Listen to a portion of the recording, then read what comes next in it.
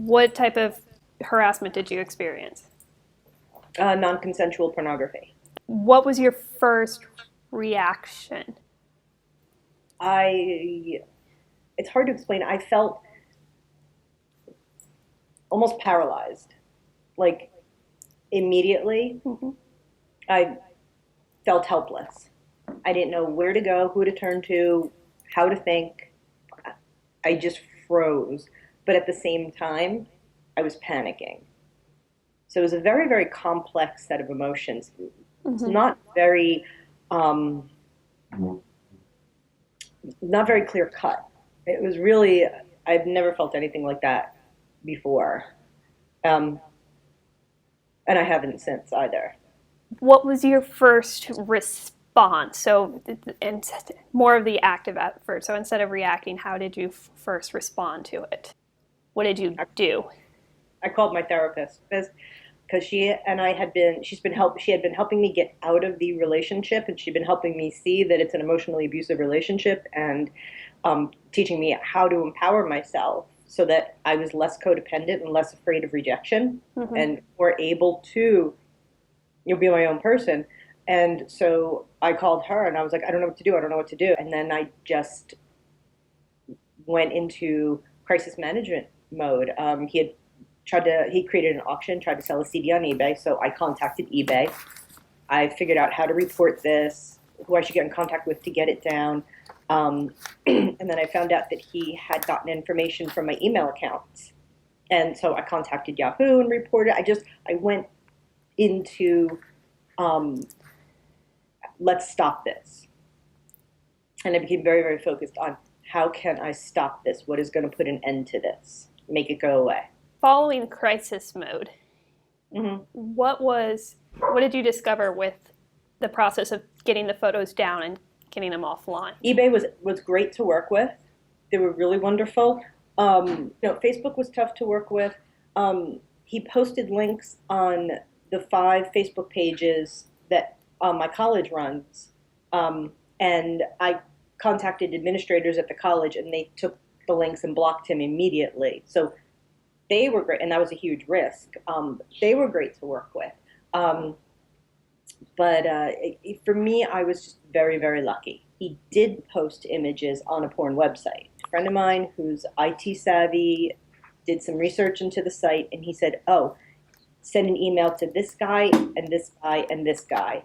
And I did, and within 3 hours of me being notified that I was online, the profile came down and the pictures came down. Do you respond any other way? Did you do any type of legal action, or was it more of a process for you of just getting rid of the photos? I did. I contacted law enforcement, but they were no help the first time. The second time, I was put in touch with a state trooper from the Maryland Computer Crimes Unit, and he was fantastic. He was the only one who was compassionate and really seemed like who wanted to help me. Mm-hmm. Um, but no, I never pursued it civilly, and I was always told that there was no legal repercussion, so I dropped it. I turned my focus more on changing the legislation to protect other people. I figured I'm just not going to bother with my case. I didn't have the energy, but I had the energy to help others. What has been the process for you in recovering and overcoming this? It's been a very messy process. Mm-hmm. It's not been linear at all. Still have that very deep sense of hopelessness. And while I can function well enough, I have moments where it hits me really hard, that, I'm constantly living on the edge of a nightmare.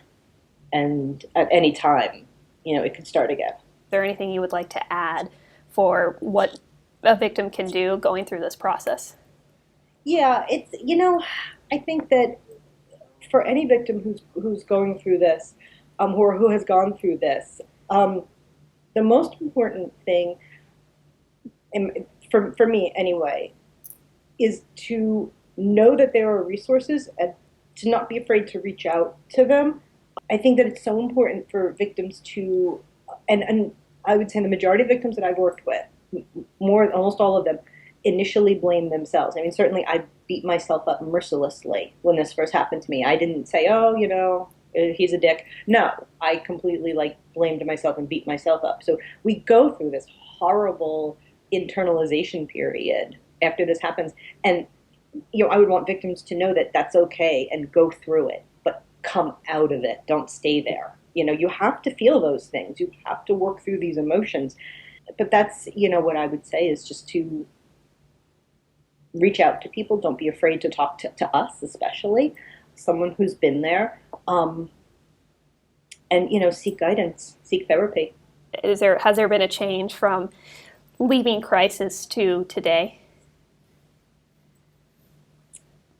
Yeah, there have. I mean, there's been tremendous changes, for the better, Mm-hmm. positive. I've definitely found my voice in general. I mean, I'm definitely a stronger person. I'm definitely a better person now. Mm-hmm. I definitely like myself a lot more. Um, and so when I look back on the incident in general, I look more at the positive takeaways. I don't fear rejection anymore. And that's a big thing. And I think that's something that I know with the victims that I've worked with. It's something that I've heard consistently is that, so many of these women get trapped in these relationships because we've been trained somehow. It's been ingrained in us to fear rejection because once we're rejected, then we will never be accepted again. And once we are accepted, then we have to stay with that because it won't happen. It's big time self-esteem issues. And I can't say I don't have self-esteem issues at all anymore. Of course I do. I think everybody to some degree does. I can't say I don't have my insecurity issues. I have my weird moments. But I think overall, I'm very much more self-aware. Um, and I'm not as much at the mercy of other people's happiness. And I think that any victim, once she heals enough, will be able to see that. It definitely makes you stronger.